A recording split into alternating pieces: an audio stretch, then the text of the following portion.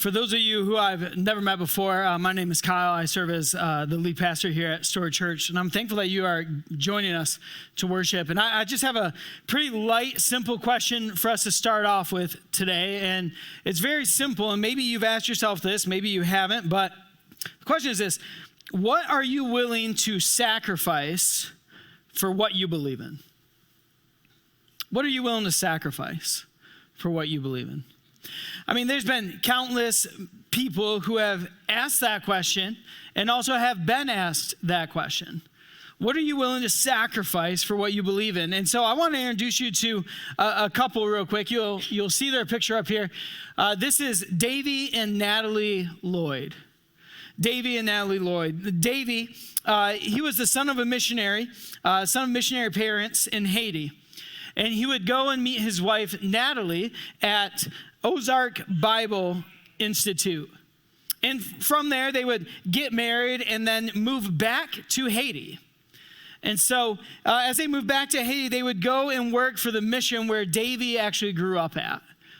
And so as they're working, Davy would go and kind of fix around and fix up some of the just odd-end jobs around the compound so that things in missions and ministry could happen there. And as they were doing that, Natalie would go and she would work with House of Compassion and also the ACE School.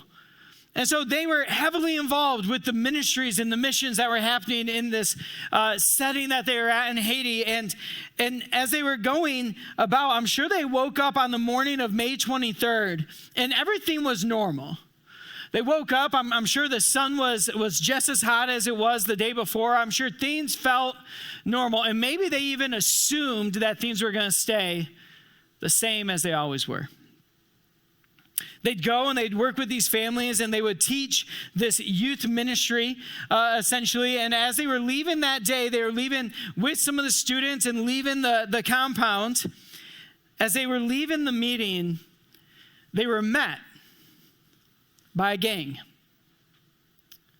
On May 23rd, the gang showed up to the mission school to rob it. And as they were leaving and as the kids are running and fleeing, shooting broke out. On that day, May 23, Davy, Natalie, and Jude, the Haitian pastor that was with them, lost their lives.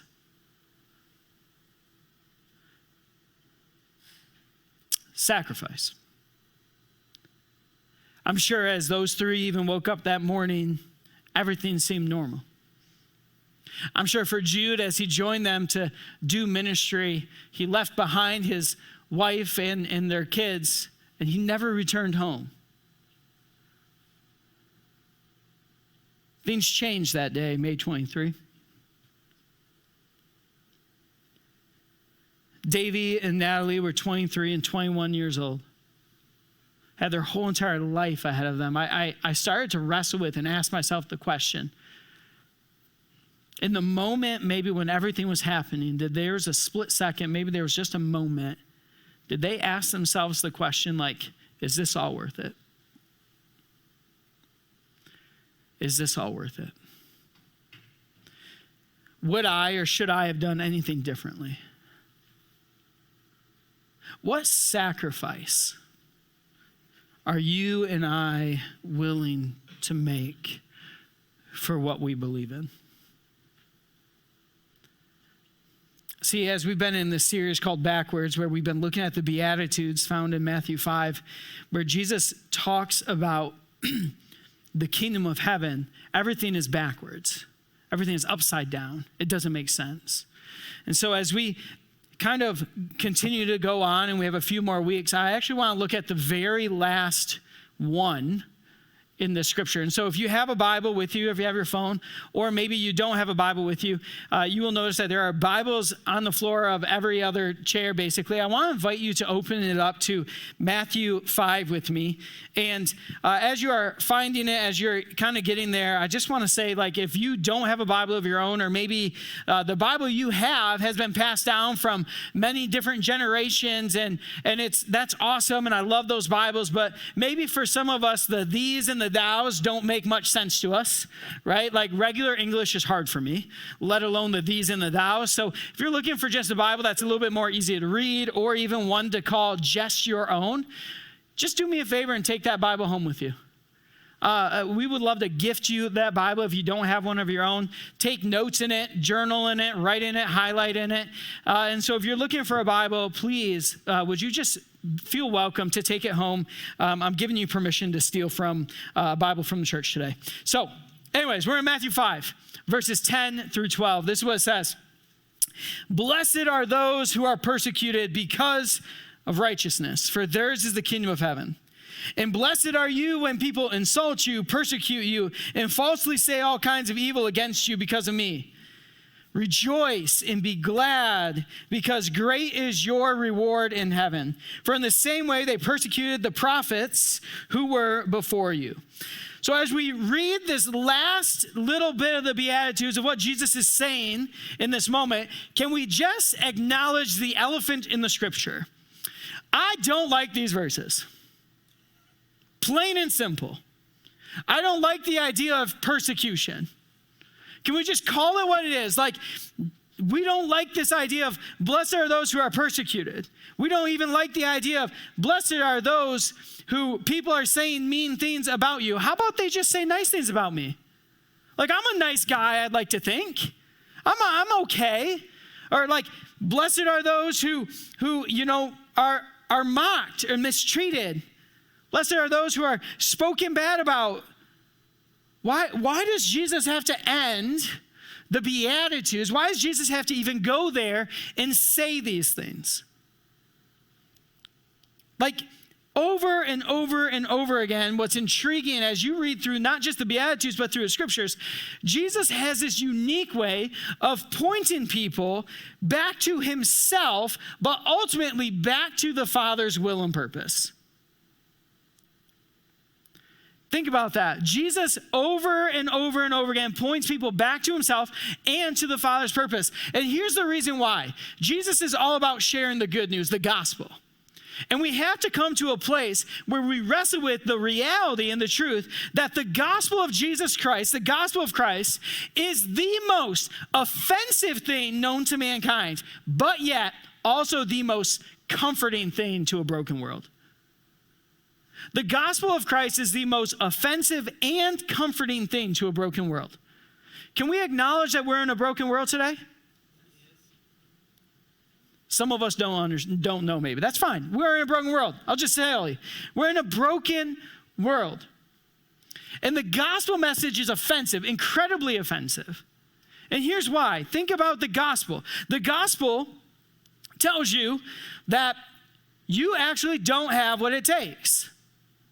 No matter how hard you tried, no matter what you do, no matter how many good deeds you even do, even if you live an incredibly stand-up righteous life, you still cannot pay the price for your own sins. It's offensive. You're not all that in a bag of chips. That's an offensive statement for some of us. But yet it's comforting. It's comforting because it's the reality that even in the midst of my brokenness and my failed attempts and my failed trials, I know that eternal life is obtainable only through the power and the blood of Jesus Christ. And here's the tension that we live in. You can't have one without the other. You want comfort in your life? That means you probably were just offended. And if you weren't just offended, you don't get comfort without being offended. In order to be comforted, you have to be offended, but yet there's this reality for a lot of us, we don't want to be offended. We forget that we have a need to be reminded in some ways, that we don't have what it takes. Our sins are far too great for us to try and handle on our own. See, if we choose to stay comfortable, we'll never grow through the offensive reality that we are broken sinners in need of a holy, beautiful Savior. Jesus has a unique way of pointing people back to him and the Father's purpose.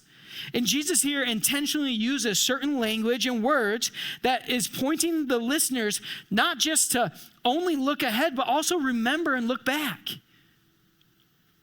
Jesus in some ways is using this text to also remind his followers and comparing them essentially in some ways to some of the prophets of the Old Testament.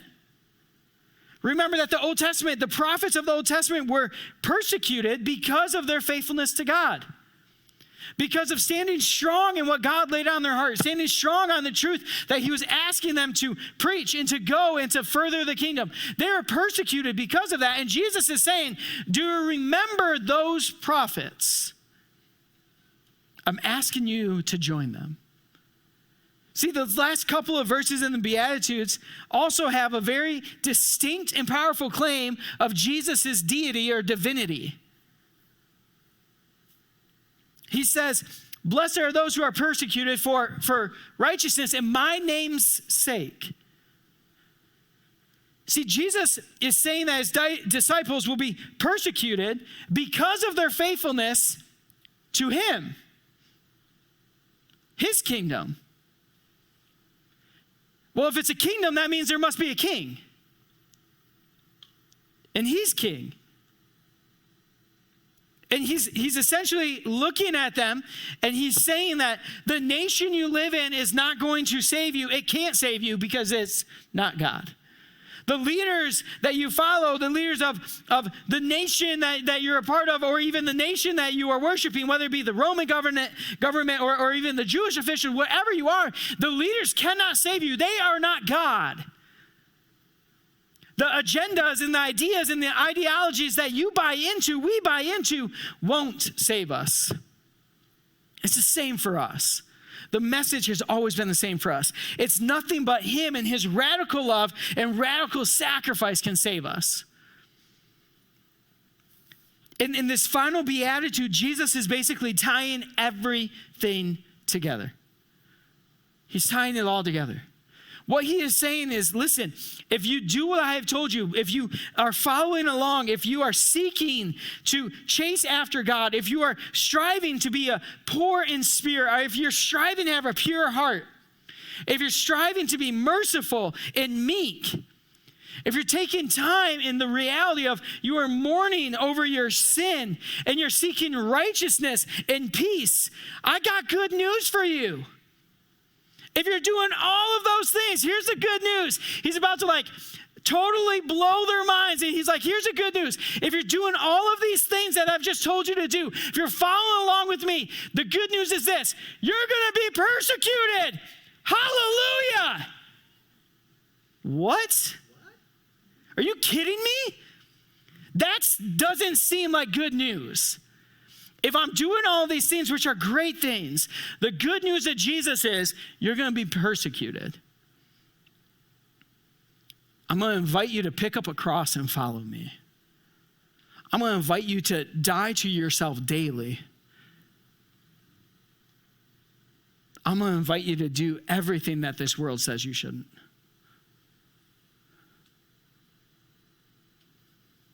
Are you ready to sign up? Are you ready to join in? See, the Christian way of life is so different than the way of the world, and we have to expect resistance. We have to understand that being persecuted for righteousness' sake is a good thing, even as unpleasant and crazy as it may sound. It's a tension, because he says, for theirs is the kingdom of heaven, right? Kingdom of heaven that is there, out there, but yet it's totally available right here. And there's this tension that we are living in. Like, have you ever stopped in a moment and just thought back to the early church? Have you ever thought about maybe, just maybe, some of the things that could have been said about them?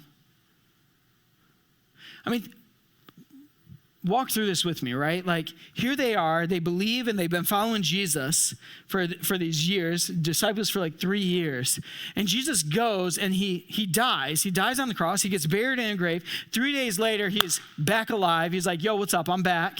And then in that moment, he goes and he talks to them. But then a few days later, he's like, yo, I'm heading up and I'm going to go hang out with my dad, but I'll be back again someday. But as I go, I'm going to leave my spirit with you and you're going to do incredible things, even more incredible things than you've done with me, but it's going to be sweet. Just trust me on this one. So he leaves and goes to heaven. And then the Holy Spirit falls. Woo! Acts chapter 2, right?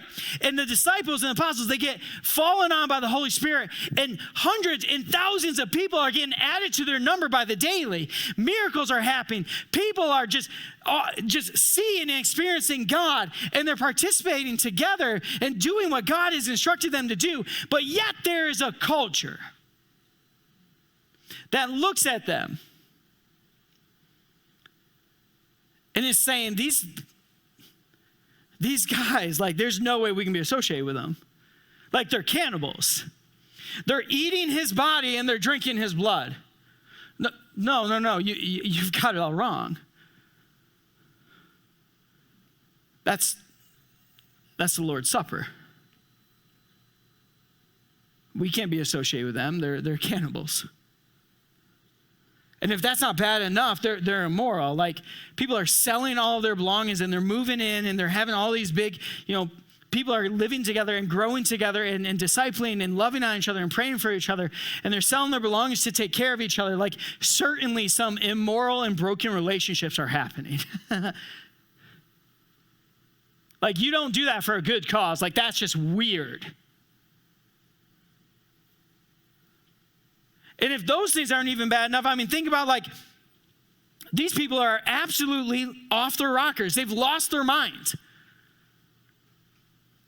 Like, the God they serve died, rose again, and he brought other people back from the dead, and yet he went up to be with his Father in heaven, and they're saying he's coming back again? Why doesn't this dude just stay away? Like, they're revolutionary fanatics. They don't understand what they're actually saying. They have absolutely lost their mind. I mean, like, the culture would even see Christianity in the early followers of Jesus in the early church as a whole entire culture that breaks apart families. Because what would happen when moms and kids know and have a radical encounter with the living, breathing spirit of the living God, and then the dad is not totally on board because he was raised as a good Jewish boy.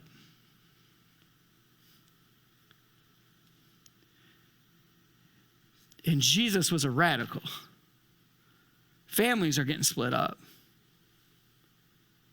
And what about those people? What about, like, that Roman centurion who he has this moment where he sees Jesus dying on the cross, and then he's like, certainly you are who you say you are. Certainly you are God.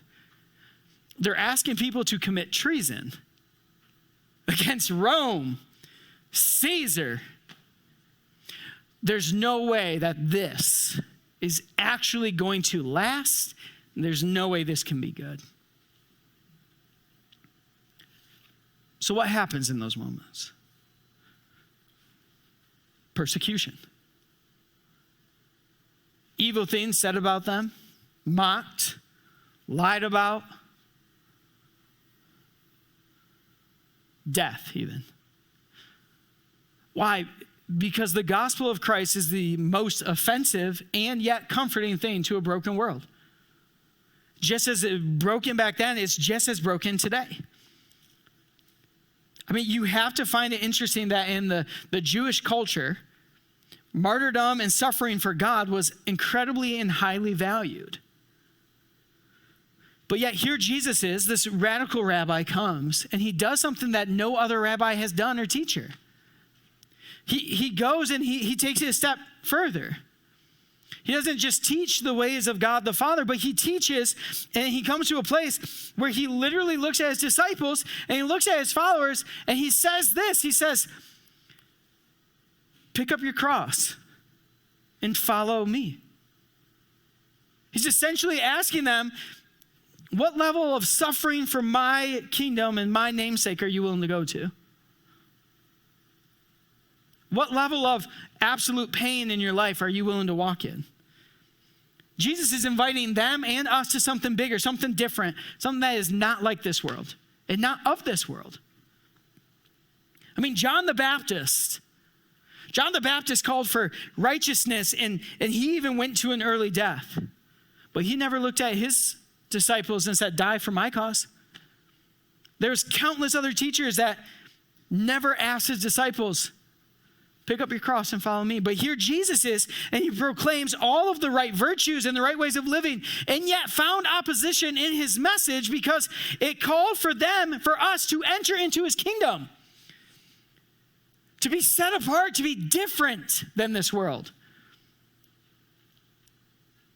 And much like these other Beatitudes that we've talked about, Jesus gives a promise. He doesn't just leave us out hanging and high and dry. There's a promise in this. Those who are persecuted, blessed are those who are persecuted for my name's sake and for righteousness, for theirs is the kingdom of heaven.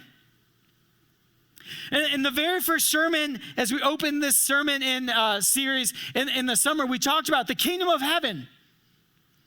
And there's the tension that we live in that so often in our lives, we see the kingdom of heaven as not yet, right? Like it's heaven, it's out there, it's unattainable. I can't jump high enough to get there. But the reality is that Jesus has invited us and shown us that the kingdom of heaven is not yet, but it is already here. He's ushered in the kingdom of heaven here on earth. It's attainable, it's available to us when we pursue and chase after him and his ways. And it's only through his ways and only through him that we experience the kingdom of heaven. Persecution for righteousness in his namesake. He's promising that the present humiliation right now is worth the kingdom of heaven later. And also right now. He's saying that even though there's the tension that you live in, you can have peace in this. Peace in this. In John 16, right before Jesus goes to the garden to pray, right before he's arrested and then mocked and spat on and tried and whipped and beaten before he heads to the cross, there's this moment in John 16 where here he is and he's sitting down, and this is what he says. He says, John 16, verse 33, I have told you all of these things so that in me you may have peace. Anybody looking for peace today? In me you may have peace. In this world you will have trouble. Son, you don't even know. In this world you will have trouble. But take heart, I have overcome the world. Here he is. He fully knows what he's about to embark on, yet takes time to point people back to the bigger purpose, the bigger kingdom. It's available. You can have peace in the midst of your persecution. You can have peace in the midst of the chaos right now that you're feeling. You can have peace in the midst of the unknown seasons that you're walking in. Peace in the midst of everything that this life throws at you. So how in the world and what in the world does this mean for you and for me today? What does this look like? What does this mean? How do we have comfort knowing that he has overcome? How do you find joy in the midst of suffering? I started to process as I was writing and studying, and I remember watching the cursor on my laptop just flashing, and I started to ask myself the simple question, God, what persecution have you faced? And that cursor just flashed.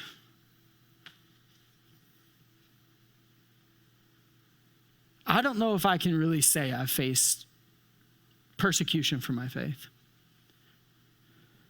I grew up in Bible Belt, West Michigan, man. I don't know if I've really felt persecution for my faith. I'd love to sit here and tell you I have this radical, cool story of, being chased through the jungle and escaping because I don't have that. And my guess is, as I started to wrestle with this, my guess is, maybe this isn't the case, but my guess is like, yeah, I've been mocked, I've been made fun of, but I don't know if I'd say like I've deeply felt persecution before. I started to wrestle with that. And I think in our Western Christian culture, we've watered down this term. We've used it in inappropriate ways or not the correct way of persecution. I'm sure there's some of us maybe in this room watching online that have faced persecution and have stories where they have faced suffering. I started to wrestle with what comes with persecution for his righteousness. How do we even get there? What does that look like? If I were faced with that, what would I start to feel? Where would I go from that? And I remember there's a story that I remember reading and hearing once. It was about the Navy SEALs.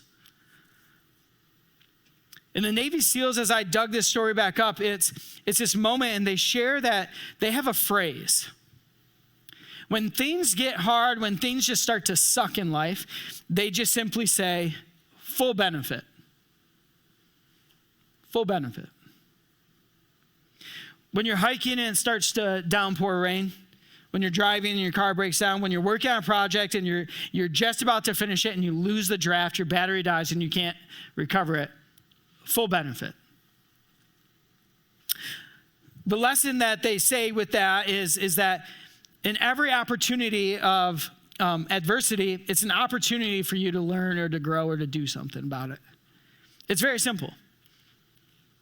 Everything that happens in life is an opportunity. You can grow, you can learn, you can get better, you can become stronger. And these moments forge us. And I believe it's the same in our faith. They forge us if we let it. And you get the full benefit.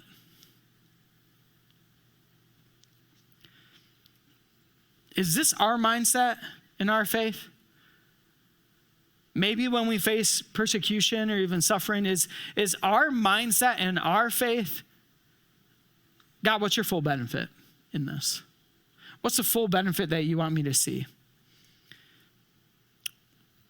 Was this the posture of the early church? Was this the posture that they desired the full benefit or the fullness of what Christ has truly promised them? Because when you go back and you read in Matthew 5, where it says in verse 12, rejoice and be glad because great is your reward in heaven. The literal translation of that in the Greek is leap for joy. Leap for joy. Do we leap for joy in the midst of opportunities in our lives, of the brokenness and the hard things in our lives? Because the great reward is in heaven. There's so many countless stories. There's three people I want to share. George Roper came to the stake leaping for joy. And he hugged the stake he was about to be burned on like he hugged a friend. Full benefit. Dr. Taylor leapt and danced a little as he came to his execution, saying when asked how he was, well, God be praised, good Master Sheriff. I've never been better. For now I am almost home. I'm even at my Father's house. Full benefit. Lawrence Sanders, who with a smiling face embraced the stake of his execution and even kissed it, saying, welcome the cross of Christ, welcome everlasting life. Full benefit. Davy, Natalie, Jude. Even in the midst of, I'm sure, pain and struggles and suffering, full benefit of the kingdom of heaven. Walking into the presence of God and being welcomed in. Full benefit. See, Jesus is terribly dangerous and terribly safe. We like the safe Jesus. Because safe Jesus doesn't call us to actually get out of our seats and do stuff. He just lets us hold baby sheep and pet them. We like that Jesus. We're down with that Jesus. He's a good guy, right? It doesn't make us uncomfortable. But Jesus is terribly dangerous too, because he looks at his followers and he says something that is so mind-boggling. Pick up your cross and follow me. He's essentially saying, yo, we're about to die. Who's in? Let's go. Terribly dangerous, terribly safe. For those who are full of themselves, he's the biggest threat imaginable. But for those who are empty, searching for peace and for hope, he's the safest and most securest refuge you can find. It's because the gospel of Jesus Christ, the gospel of Christ, is the most offensive and comforting message to a broken world. I don't want comfort. I don't want to be comfortable anymore. I want the full benefit. I don't want to be comfortable sitting in a chair. I don't want to be comfortable just sitting and petting baby lambs and sheeps. I want the full benefit. And my hope is that you do too. It's fun, it's nice, it feels good. But can you imagine the full benefit of what happens when we embrace God's call in our lives and embrace his invitations? Here's the most beautiful picture of what I believe the gospel looks like. The full benefit. Have you ever thought about the day that the Apostle Paul died? Here Paul is, and before he was Paul, he was Saul. He was known as one of the most dangerous men to Christian. He would chase after him and he would kill them, brutally murder them. He was really good at it. He has this encounter with God, and he turns from his ways and becomes one of the biggest, greatest missionaries. He wrote half of the New Testament, basically. How the gospel works is, imagine the day that Paul died, and as he's walking into heaven, he's greeted by the cheers of those he martyred, those he killed, those who he cut the heads off, those who he executed, those who he burned at the stake or crucified, those that he went out of his way to make their lives the worst it possibly could be, are the exact same ones that are clapping for him and cheering for him. Paul, my brother, we are so glad you are here. That's how this gospel works. That's the beauty of God's backwards ways of teachings. No other place, no other way would you be welcomed into heaven by those you persecuted, except through the love of God. Our goal as followers of Jesus is not to fit in. It's not to win. It's not to overthrow nations or overthrow this world. That's never been the goal. Like, if God wanted to do that, don't you think he would have done that with his son Jesus? He was God. No. Our goal as followers of Jesus is to live life as Christ, to be a beaming bright light to a dark, broken world, distinctly different than the world around us. That's our goal, to point people back to him. So how do you have joy in the midst of suffering? Well, you look at Christ. You keep your eyes on Jesus. And you're like, yeah, that sounds great. Like, that's a good fluffy pastor answer. Totally is. Fair. But here's what's interesting. When Jesus was hanging on the cross, he cries out, my God, why have you forsaken me? Father, they know not what they have done. Like, he's crying out in pain, in agony, in suffering. Why? It's so that when we face persecution, when Paul, when Stephen, when these martyrs face persecution, they don't have to cry out in the suffering. They can leap for joy because he's already paid the price. It's not on me, it's not on you to pay the price any longer. He's done it, and he's been doing it, and he continues to do it. He has done it with his blood. You and I don't have to stand on a cross to pay the price for that. We can take joy in the suffering. We can have peace in the midst of chaos, peace in the midst of suffering, because he has already paid that price. That's some really great news for a world that has been searching for so long. You can have joy even in the midst of everything that happens around you. So where's God inviting you today? Where's he taking you to choose his way over the ways of this world? Where's he inviting you to receive life and to live it with the full benefit of his kingdom at hand? not just out there, but fully embraceable right here as well. I don't want comfort. And I hope you don't want it either. Because the full benefit of the kingdom of heaven is available. That's what I want to chase. Would you pray with me? Father, as we just come before you in your presence, we just simply ask right now that you would just continually remind us of the sacrifice you have made, that you paid for our price so that we don't have to, that your radical love, your radical sacrifice and price of sending your son to die for our sins, that's covered us. So Lord, I just ask that whatever persecution may come, I ask that right now, Lord, right now that you would remind us whose we are and who you are. God, I just think of the amount of churches right now that are meeting, not just in this area, but in this state, in this nation, and even globally right now. Lord, I just lift up those churches. I lift up their leaders. I lift up their people. And I just ask that your spirit would fall fresh on your bride.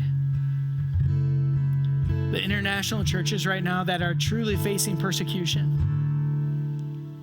truly facing possible death threats and death itself. God, would you just hover around them? Would you just protect them? Protect our brothers and sisters. We know that as churches in Iran right now are just rapidly growing, and even in China and other countries, Lord, I just ask that you would just protect our brothers and sisters in the faith in those places, that you would strengthen them, Lord. And as you do that, God, would you strengthen us to continually to lean in, to follow, and to be obedient to where you call us. Lord, we are so thankful to serve a God that was willing to sacrifice. And so we just ask, Lord, that you would remind us and point us to the one thing remains: you. Above everything else, your love. You. Continually fall down on us, Lord. Continually show us your grace and your mercy. We give you all the praise, all the glory. And we just simply ask, come, Holy Spirit, come.